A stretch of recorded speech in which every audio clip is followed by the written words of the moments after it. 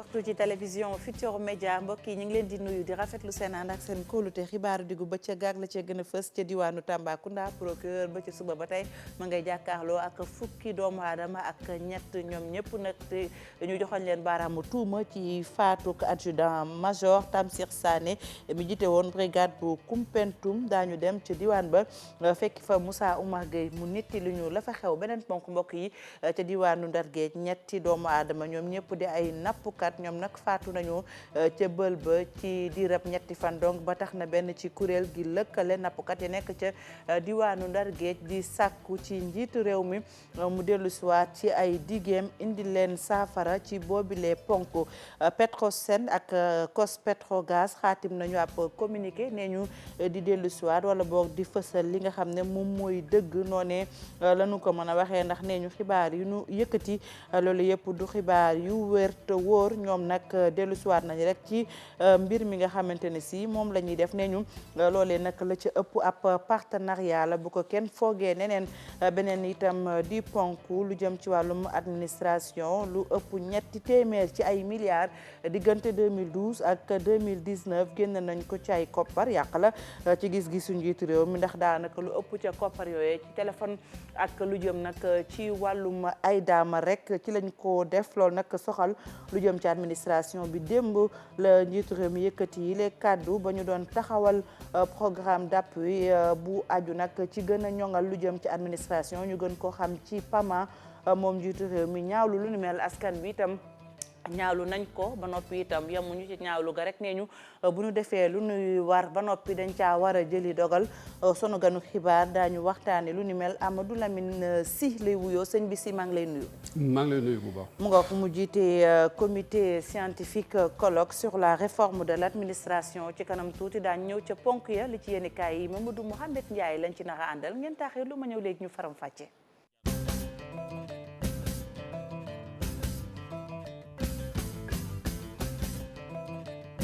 benn waxtu tegal na ay simili ca Tambacounda Moussa Oumar Gueye maa ngi lay nuyu. ñu ngi lay fay Faty Dieng. mu nga mu mel ne fukki doomu aadama lañu ak ñett ñu tegoon leen loxo tey ñu xëy doon jàkkaarloo ak procureur bu Tamba ñu leen di tudd faatuk adjudant major Tamsir Sané ca braquage ba ñu amaloon ca poste bu Koumpentoum. jërëjëf dafa mel ni tey jii ci suba ñi nga xam ni ñoo fukk ak ñett yi nga xam ne dañ leen tuumal ñoom ñoo faat bakkanu commandant Tamsir Sané ci Koumpentoum ñoom nag biñ leen indee niki dem ñu am retour de parquet ci suba dañu xëy nag war a dem dugg ci tribunal bi daal di jàkkaarloo kii di procureur Demba Traoré près le tribunal bi nekk fii ci Tambacounda ci noonu nag ci ndorteel li ci suba si ñu ngi woon fi nga xam ni moom mooy ci cave bi fekk nag gendarme yi ak minibus bi leen indi woon lépp nga fa woon waaye ay booru fukki waxtu ak benn jàpp nañ ni gendarme yi ñoom dañu mujj dem ak seen i ay gànnaay yeeg lépp loo xam ne indi woon nañ ko ci wàllum kaaraange ak minibus bi nga xam ne moo yeboon fukk ak ñett ñi nga xam ne lañ tuumaal ñooñu oto yooyu dem nañu léegi nag mu des ñi nga xam ne ñoom ñooy ñu nu tuumaal ñoom ñooy def katu njombe yi ñu ngi ci biir tribunal bi war a jàkkaarloog kii di Demba Traoré procureur bi nekk ci Tambacounda ñu ni nag bu defee li nga xam ne moom mooy réquisitoire introductif bi jàkkaarloog ñoom ba sottal bu ko neexee mu am retour de parquet bu ko neexee nag mu daal di leen placer sous mandat de dépôt yóbbu leen fa la nga xam ni moom mooy maison d'arrêt correction bi nekk ci quartier Liberté waaye itim ba tey bu paree ci dossier bi nag da koy jébal kii di juge d'instruction bi ngir nag mu gën a xóotal lu jëm ci wàllum l'enquête bi nga xam ne tàmbali nañ ko ci noonu sax ci ëllëg si biiram la ñuy jublu ci lu jëm ci wàllum ay reconstitution des faits ak yeneen mais laata kon yeggaguñu foofu lu ñu mën a fàttali rek mooy ñooñu danañ leen tuumaal ci li nga xam moom mooy kuréelu def ko tu ñaawteef danañ leen tuumaal amal nañu càcc boo xam ni vol aggravé lañ koy wax fekk guddi lañ ko def yor gànnaay ak yor daamar ndax indaale nañu sax moto yi nga xam ni ñoom lañ doon jëfandikoo waaye itim ba tey danañ leen tuumaal faat nañu bakkanu commandant Tamsir Sané muy assassinat ak itim daal loo xam ni dañuy jëfandikoo ay gànnaay fekk amuñu autorisation administrative loolu lépp nag laata kon yeggaguñu fa ñu ngi xool ki nga xam ne moom mooy procureur bi nekk ci Tambacounda Demba Traoré tey bu paree lan lay def ndax dañuy am retour de parquet wala da leen di jàllale fële ca ndungu siin li ci kanam rawati gët Faty Dieng. Moussa Oumar Gueye ñu sant ko bu baax gërëm ko ci leeral yooyu mu indi fukki doomu aadama lañ ak ñett ñu teg leen loxo defeere leen ba noppi ñu doon jàkkaarloo ak procureur bu Tambacounda ci faatuk adjudant major di Tamsir Sané. ñu wéyal xibaaru diggu bëccëg gi ak communiqué bi Petrosen ak COS-Petrogaz xaatim ne ñu ngir nag fësal li nga xam ne moom mooy dëgg bu nu sukkandikoo ci communiqué boobee ne ñu xibaar yi nga xam ne day wéy ñu naan daal dañoo jox ay licence ak lu jëm ci wàllum ceet ci pétrole ak gaz ci sunu waax yi ci ab société bu bawoo fële ci Afrique du Sud ñu ne loolee dara amu ca la ñu wax rek mooy partenariat la maanaam lëkkaloo ba noppi itam liggéey ngir ñi nga xam ne dañoo ne ca biti réew wala moo xam fu nu nekk mën a liggéey ci mbir mi ñëw daal di ci soobu Mame Biram Diouf moo nu xëy jàngatal ñu ko. communiqué bi nga xam ne nag COS-Petrogaz ak Petrosen génne na ko ñëw kon ngir wax la nga xam ne ni mooy lañ jàpp ni mooy dëgg ci lu jëm ci attribution ay licence yu yees yoo xam ni kon jëm na ci mbirum recherche hydrocarbures yi naan dañu kaa jox ab société sud-africaine muy kon société boobee ñuy dippee Africa Oil and Power. société boobee sax bu ñu xoolee ki nga xam ne mooy Moustapha Diakhaté jàpp ni Camerounais bi jiite ko di Indioy Ndiouk Ayuk Eyong di avocat opérateur en énergie moom nag la ko tax a jóg kon boo mooy rek mën na yóbbu ci beneen scandale Sénégal ndax kat moom ancien chef de cabinet président Macky Sall dafa jàpp sax nga ni ab enquête dañu kaa war a ubbi ngir lu leer ñu am ko ci mbiri te sax président Macky Sall prix ka nga xam ne nii homme de l'année moom la ñu def jagleel ko daka war a bañ a nangu. ci communiqué bi nag ñu jàpp ci ne la nga xam ne ni moo am te sax muy lu leer ci mbir yi mooy kon ab accord de partenariat moo dox ci diggante COS-Petrogaz ak Petrosen waaye ca geneen wàll ga ñeel ab organisateur benn salon goo xam ne nag kon àdduna bi yëpp ñoo fay teew ñeel mbirum pétrole ak gaz te sax war a am ca Afrique du Sud. société boobee nag mooy Africa Oil and Power loole nag ñeer rek kon ñu amal promotion lépp lu laal am ya nga xam ni Sénégal moom la nekkee jëm ci mbirum pétrole ak gaz ndax kat donte am na ay découverte yu ñu fi amal rawatina ci mbirum gaz teewul ba tey am na lu bëri lu ñu war a xamle la ca Sénégal am ba léegi te àdduna si xamu ko. conférence exposition bi ñu war a amal kon ca Afrique du Sud ca Cap li ko dalee juróom-ñeent fan ba fukk fan ak benn ci weeru octobre bii di ñëw war na tax kon réewu Sénégal ñu gën kaa xam ndax it ministère du pétrole et des énergies dina fa lancer officiellement lu jëm ci appel concurrence ñeel bloc yooye nga xam ni kon bëgg nañu daal am ci liggéey ak yeneen i compagnie yooyu it ñu xam bu baax naka la ñu tëddee ak lépp loo xam ne rek laal na liggéey ga war a dox ñu teg ko ci lu leer. Mame Biram Diouf Senelec def na nag ab bilan maanaam taxaw seetlu ci courant bi ak nanu koy joxe askan wi dellu si nañ itam ci dog-dog yi lu jëm ci yokku courant gi waaye itam bor bi nga xam ne Senelec da ko amee bu nu sukkandikoo kii ka jiite kër ga di Pape Demba bi tey yokku ko courant gi ajuwul ci ñoom ajuwul itam ci Senelec ay satu pay Youssou Baro ci ay leexal. seetlu ay xuyu kamaj si yenn secteurs yi si Ndakaaru am na sax ñuy déwante ne fu mu toll nii nar nañu yokk coût électricité bi am ñoo xamante ne seen xel dalul ki ñi dénk nag direction générale bu Senelec di dalal xelu nit ñi si délestage yi. ñun si suñuy prévision ak li ñu gisagum bu soobee yàlla duñ si jëm ndaxte am nañ ay machines et puis aujourd'hui également machines yooyu ñu ngi dox am nañ combustible bu leen war a doxal. kon yaakaar naa ne suñu amul incident bu mag a mag wala bu ñu jaaxal yaakaar naa ne délestage yooyu duñ si yegg. li jëm nag ci wàllum yokkute ci wàllum électricité bi mu indi ay leeral. yokkute courant bi moom du kiiwu Senelec régulateur bi toujours moom mooy fixé tarif yi te tarif yi nag bu koy fixé moom day xool si revenu yu war a am yu Senelec war a am ak compensation bu nga xam ne état bi attan na ko. mu jël écart boobu noonu def ko ci muy tarif. ci wàllum bor yi nga xamante ne Senelec yorel na ko état bi ak SAR mu leeral itam. ne diggante Senelec ak état kenn mënu ci wax bor. depuis vendredi ministre de l'économie et des finances bu ñuy sant réglé na problème bi ba incha allah lépp lu nga xamante ne nii moo war a gàllankoor affaire combustible bi dina réglé wu bu baax a baax a baax. ne Senelec amul possibilité dem jënd. carburant feneen si SAR rek la mun a jëndee kon boog SAR mooy seul fournisseur am ndax loi bi moo ñu ko imposé kon boog suñu amee relation boobu ak ku mel noonu te damay fàttali rek ne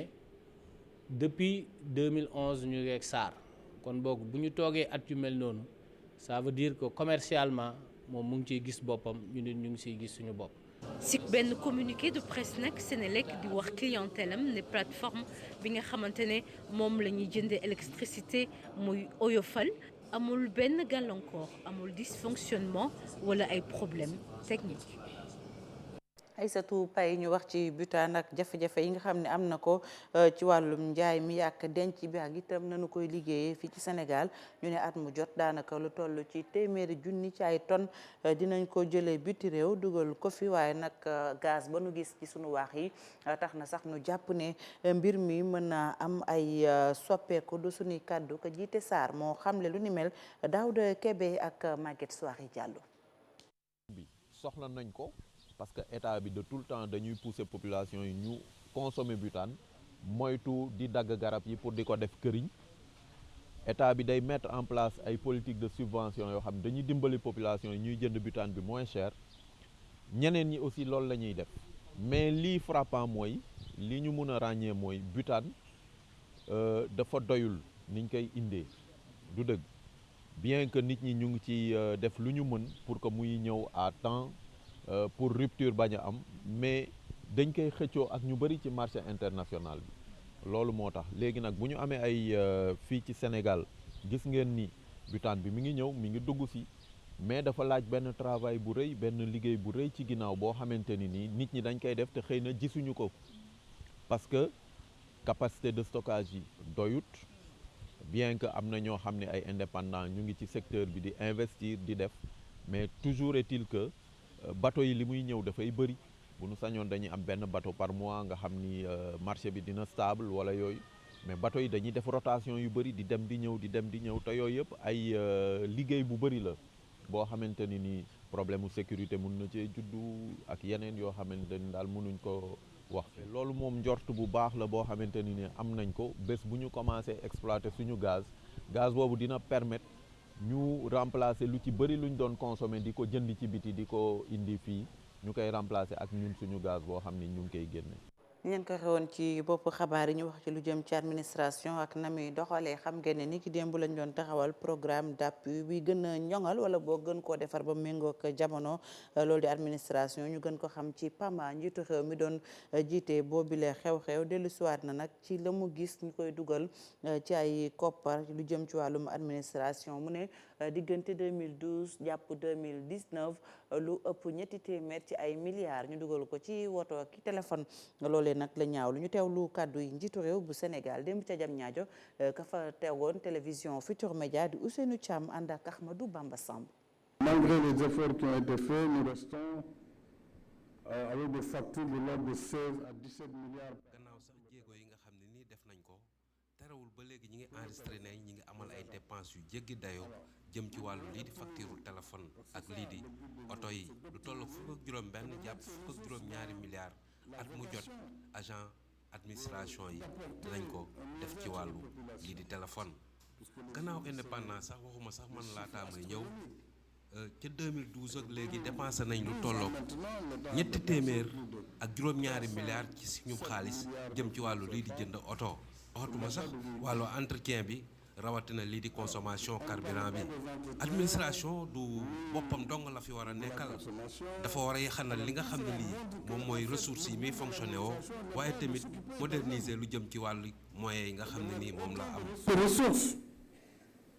pour son fonctionnement. gannaaw njiitu réew bu Sénégal askan wi itam yéen nañ ci yàb bi ñoom ñëpp nag ne rafetlu nañu lii njiitu réew mi taxawee ñaawlu lu ni mel waaye itam yamuñu ci loolu dañu ne rek bu nu yëkkatee kàddu ñaawlu ba noppi dañoo war a jëli dogal ya ca war ngir lu ni mel bañ a amati ci réew mi seeni kàddu ñoom askanu Sénégal ñi ngi ko dénk Maguette Souare Diallo ak Pape Sangone Mbaye. dëkk bi métti na métti boo xam ne bu ñu sañoon xaalis bi nga xam ne mu ngi jëm ci oto yeeg téléphone yeeg yooyu di yàq ñu dugal ko ci population bi rationaliser un peu les ressources de l'État. ñu jël ay mesures sanctionner parce que nit ki bu defee lu baax dañ ko war a sanctionner positivement mais bu defee loo xam ne tam naka sulul noonu la nga jaaral la ko ci yoon loolu mooy dëgg. li président wax lu rafet la léegi nag na ko jëfee jëf yi moom mooy mu appliquer loolu mu wax n'est-ce pas ndaxte gis nañ fi problème mu location yi demoon na fi ñu location yi ana location yi léegi borom kër yaa ngi ñëw di yokk di def nu mu leen neexee waaw benn ngoog xam nga kon déjà loolu waxoon na ko bi ñëpp kontaan nañu léegi indi na encore problème mu ay téléphone beeg comment dirais-je oto yi c'est bon gars yi d'accord nañ ñëpp kay on applaudit bien mais nag application yi moom mooy def ñu laa suñu problème loolu la quoi qu'on applique les choses et que le peuple et que askan bi sentir véritablement que loolu moo wax mi ngi. nit ñi seetlu nañ ne vraiment administration sénégalaise nu muy doxee daal xaw na doy waar daal parce que la plupart on les comment dire li leen di may ci affaire de prestige dafa bëri te à chaque fois aussi nu ñuy comment dire nu ñuy dépenser suñuy ressources vraiment c'est à l'excès. Pour man président Macky Sall bu jëlee dogal yu mel noonu buñ ko mënee respecter vraiment c'est très bien pour la population parce que instant bi nit ñi ñu ngi dund ci ndool nit ñi dañoo sonn trop buñ leen mënee jàppale daal pour man loolu rafet na trop daal. Bon loolu mooy problème bi nekk la plupart Sénégal bon je vois que ci Sénégal plus particulièrement dans le gouvernement du Sénégal à chaque fois dañuy jël ay comment dirais-je ay décret wala ay loi mais le problème en est que duñu respecté du am ay suivi daal. Maguette jërëjëf ñu des ci ponk bi ak sunu gan Amadou Lamine Sy ñoo ko gisandoo dégg nga kaddu yi njiitu réew bu Sénégal dégg itam kaddu yi askan wi lopp ñetti téeméer ci milliards diggante 2012 ak 2019 ñu tudd ko ci administration mu soxal rek lu jëm ci wàllu mboote yi kaddu yooyu nan nga ko gisee ak nan nga ko jàngatee. kaddu yu am importance la ndaxte administration cim réew dafa am njariñ. wante administration boobu warul li nga xam ne si moo war a dem ci réew ci nit ñi administration bi aaki moo ko li ma bëggoon a préciser mooy président li mu wax ça concerne l'administration classique l'administration c'est-à-dire l'administration classique parce que administration dafa yaatu mais boo jëlee même administration yaatuwaayam mën nañ wax ne ëpp na loolu parce que y a d'autres institutions autonomes li ñuy wax le secteur parapublic li ñuy wax aussi les institutions autonomes yooyu boo ko xoolee mën nga wax ne daanaka xayma boobu war na koo dépasser leneen li may fàttaliku mooy quelques années mën nañ wax ne même année bii ñu génn li nekkoon débat mooy salaire yi nee nañ administration sénégalaise cumulée boo ko jëlee dana àgg ci 1000 milliards de francs CFA. ci salaire 1000 milliards de francs CFA boo jëlee tout salaire confondu boo ci yokkoo li nga xam ne si mooy carburant bi nga yokk ci li nga xam ne si aussi mooy téléphone yi ak facture ndox yeeg yeneen yi mën nañ wax ne daanaka lii des ci budget bi deetu bëri parce que budget lenn la dañ koy xaaj ñetti xaaj benn xaaj bi mooy li nga xam ne si moom la administration bi di jëfandikoo pour fonctionner beneen bi ci des mooy li nga xam ne si moom la administration bi di jëfandikoo pour fay li mu leb ci bitim réew beneen bi ci des mooy li muy delloo ci askan wi en projet et programme de développement maanaam ci secteur boo jël. Très bien administration yàgg nga fi jaar nga fu ci mel ni ENA tey Mamadou Lamine Sy naka lañ def ba yegg si fii. li ko waral mooy lenn mooy sunu administration bi dafa évoluer mais ni mu évoluer mooy dañu nekkoon ci administration boo xam ne bii mën nañ wax ne machine bu ndaw la woon ñu jékki-jékki machine bi di màgg mais jëluñu moteurs yi ak organes yi nga xam ne si moo war a ànd ak machine boobu pour mën a fonctionner correctement. ñu naan mesure d'accompagnement. mesure d'accompagnement. Très bien. Donc il y a beaucoup de structures autonomes et ces structures là ñu ci bëri li ñuy def mooy bu ñuy xayma budget daanaka ci am na ci ay démembrement de l'État yoo xam ne si boo jëlee téeméer 90% maanaam fukk yooyu jël juróom-ñeent yi dañ koy def ci fonctionnement mooy li nga wax mooy mbirum carburant mooy mbirum oto yi mooy mbirum salaire lan mooy dellu ci askan wi dara li nga xam ne si moom la état bi waroon def bi nga xam ne si organisation administration bi changé na dafa waroon a intégrer li ñuy wax la rentabilité parce que nit ki boo ko jëlee di ko liggéeyloo di ko fay war nga xool nit kooku lan la lay indil voilà et le problème de la rentabilité se pose au niveau de l'administration. D'accord administration naka la war a doxee ba nga xam ne lu ni mel duñ ko gis. administration boo ko jëlee maanaam mën nga ne ci am réew bu fekkee réew mi ak saxaar la administration bi mooy bopp bi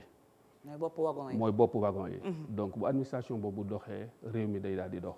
parce que mënoo wax koom-koom mënoo wax développement sans que administration dugg ci. donc administration mooy kii. wolof Njaay nag day wax ne jën bu dee nëb ci bopp bi lay njëkk a nëbe. donc lu nu war a def mooy xoolaat sunu administration. foofu laay ñëw sax ndax ñi ngi wax réforme de l' administration kon bu ñu réformer administration wala boog lan mooy réforme de l' administration. réforme de l' administration maanaam administration dafa nekk ci li ñuy wax sëlëbe yoon. booy dox ba àgg ci sëlëbe yoon yow da nga war a xool bu baax ban mooy yoon bi baax ci yow. boo jëlee yoon ba nga xam ne si baaxul ci yow mën nga dem ci ñaay ba. da ngay réer. donc administration dafa nekk ci sëlëbe yoon ndaxte dañu nekkoon ci administration boo xam ne bii administration de commandement la maanaam tubaab yi ñoo ñu ko fi bàyyiloon. boobu dañu bëggoon ñoo xam ne si li ñuy wax baba commandant. dañuy ñëw di jël population yi di leen wan fi ñuy jaar. di leen wan ni ñuy doxalee. léegi nag population yooyu ci boppam dem nañ ba màgg dem nañ ba gis. xarale yi nga xam ne si moo fi nekk. wan na leen li xew ci feneen. donc loolu ñu doon nangootul ko. beneen firnde bi wane ne ñu ngi ci sëlëbe yoon. mooy dañu nekkoon ci administration boo xam ne bii lépp lu muy def moom moo koy defal boppam. maanaam mairie bi ci boppam buy tonni mbalit. day jënd ay camion jënd ay bateau dem recruter ay personnel pour tonni mbalit bi. léegi nag administration boobu mënatul def loolu parce que amatul xaalis bi. amatul compétence bi donc administration bi il faut mu xool loolu nu mu koy defee ak ñeneen li ñuy wax le secteur privé les organisations de la société civile maanaam administration bi il faut que mu développer partenariat nag pour mu mën a am li ñuy wax naan àndandoo sa nawle donc il faut que ngeen nawlante donc administration bi ni mu doon xoolee nit ñi ni mu doon xoolee entreprise yi daf ko war a changer xool leen comme ay nawle beneen bi wundu ne aussi administration bi mi ngi ci sëlëbe yoon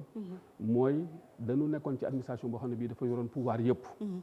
mais administration boobu ci biir état léegi dafa am ku nekk ci kaw am ku nekk ci suuf di xëcc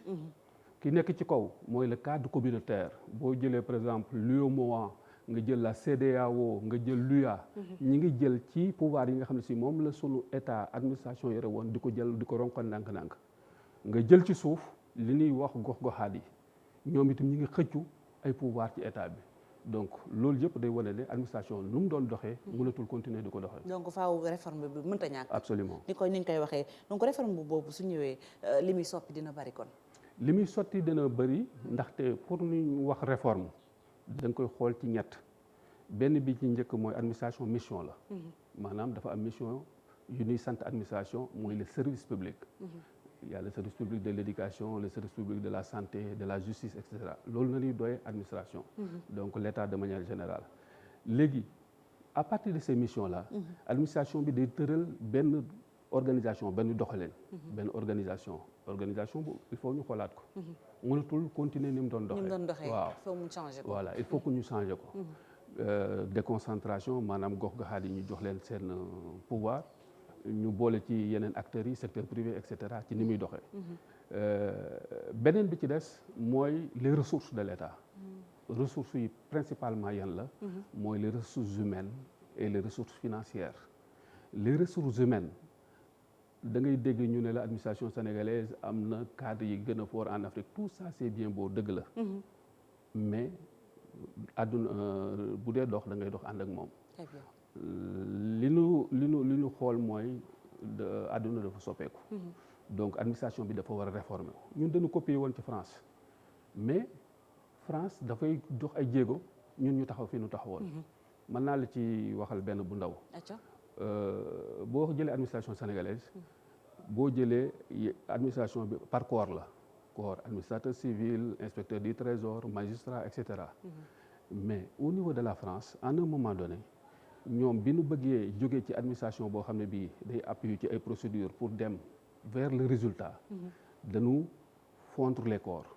faire une remise en plat. très bien yaa ngi dégg pour décloisonner. pour faire ce qu'on appelle benn management d'équipe. parce que pour que ngeen mën a atteindre benn objectif bu ngeen nekkee mbooloo. il faut que ngeen xàccandoo doorandoo. mais bu ngeen nekkee ci benn service public war koo gérer.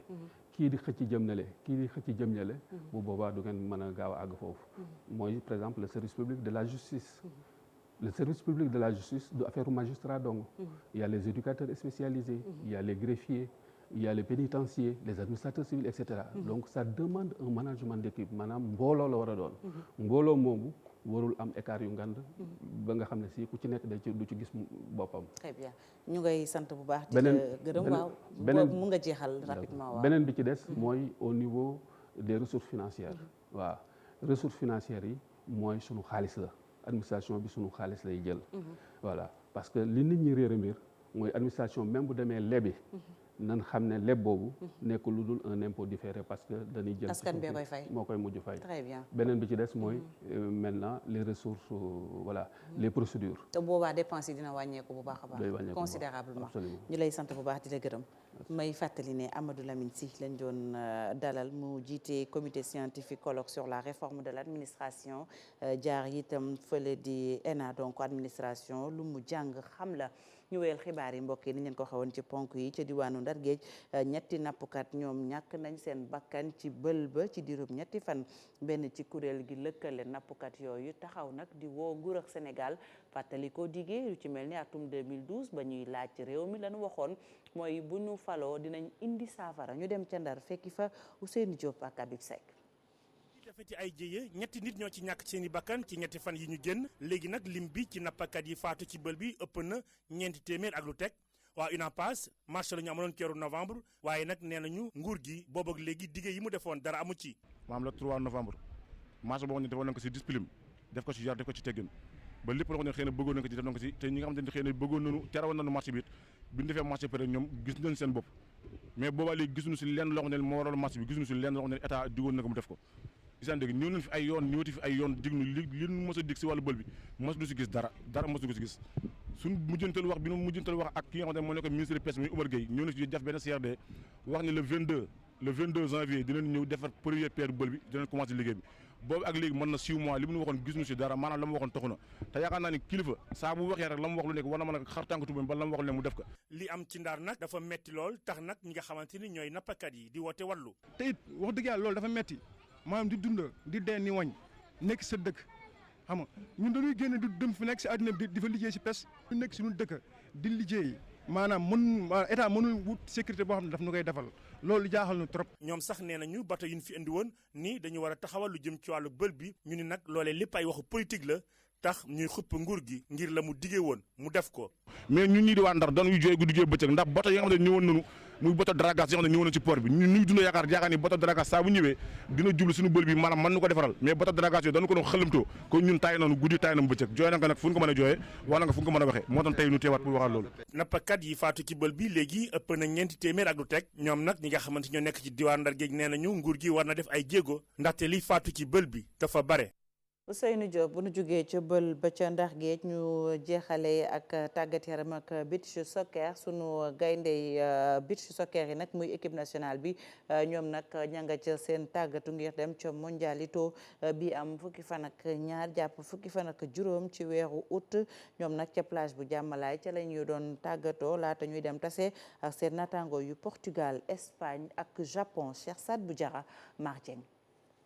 souplesse ak liggéey ci kanamu camp yi loolu la équipe nationale bu beach soccer di amal ci seen biir entraînement yi ci plage bu jàmmalaay gaynde yi di waajal mondialito bi ñuy amal ci Portugal 12 ba 15 août yii di ñëw. comme semaine bi yëpp ñu ngi doon liggéey ci physique bi yooyu dernière semaine bi nag dañ ko bëgg a utiliser trop ay travail yoo xamante ne day tax ñoom ñu gaaw ñu bañ diis ci suuf si donc muy naan ci tubaab travail de vitesse et puis ba pare nag travail dans les buts dinañ ko def aussi xoolaat bloc ñu naan taxawaay bi ci terrain bi nan la ñuy attaquer ak nan la ñuy défendre loolu. mooy suñu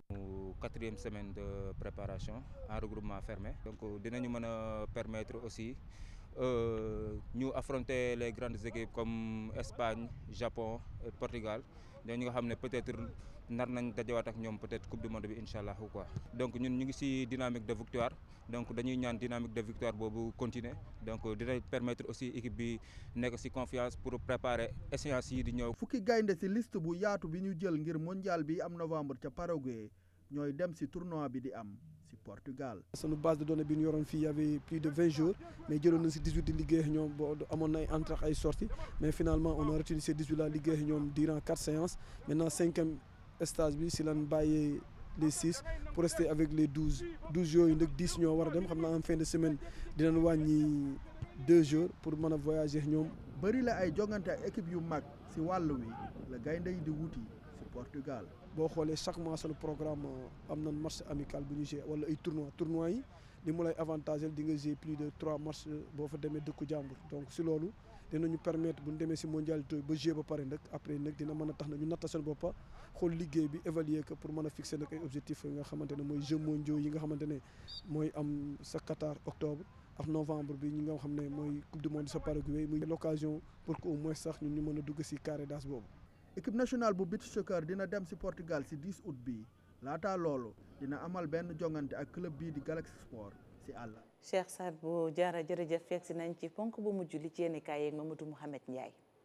jërë ngeen jëf marché Sandaga dañu koy toj bu ñu tabaskee ba noppi l'observateur moo xëy joxe xibaar bi ci xëtamu njëkk ubbil yéenekaay bi bâtiment bu marché Sandaga bi ñu tabaxoon atum 1933 état bu Sénégal jël na dogalub nërmeel ko ngir wàllu kaaraange loolee ginnaaw bi mu jotee ay rapport yu bari yu bàyyeekoo ci ay service technique am yu koy wax ne marché Sandaga bu ñu ci jëlul ay matuwaay lu ñuy rëccu mën na fa am journal bi dañu yombul woon nag ci ministre urbanisme ak logement ak hygiène publique di Abdou Karim Fofana mu wax commerçant ya fa am place lu ñu mën a dégg waaye nag jox na leen date nee na leen gën ko yàgg fii ak fukki fan ci wut lu fa waay amee nanga ko fa jële yéenekaay bi nañu démb lañ ci doon amal am ndaje ca chambre de commerce bu Ndakaaru mu doonoon ci teewaayu préfet bu Ndakaaru doonoon ci teewaayu maire bu Dakar Plateau maire bu Asalem ak ay kuréel yu ëmb ay commerçant yu nekk ca marché Sandaga fukki milliards la ñu fas yéene defaat ca marché ba ngir tabaxaat ko wax nañ it feneen fu ñu bëgg a dugal commerçant yi ñu fay jëlee maanaam fu ñu leen di recaser l'observateur tax nañu la cee ñu rek moo di du commerçant yépp ñu ànd ci xalaatub jóge fa waaye terewul état bu Sénégal moom jël na décision kase ko journal Libération nee nañu Macky kastu fanweeri agence ak ñaar yi nekk ci réew mi président Macky Sall jëlee na fa genn wàll gi agence yu ci mel ne ASER AEME